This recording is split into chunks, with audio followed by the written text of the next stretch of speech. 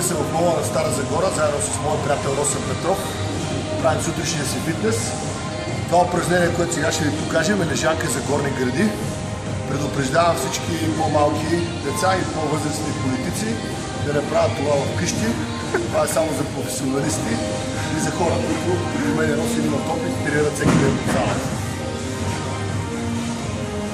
И винаги трябва приятел да поддържа лежанката, за да не стане деля.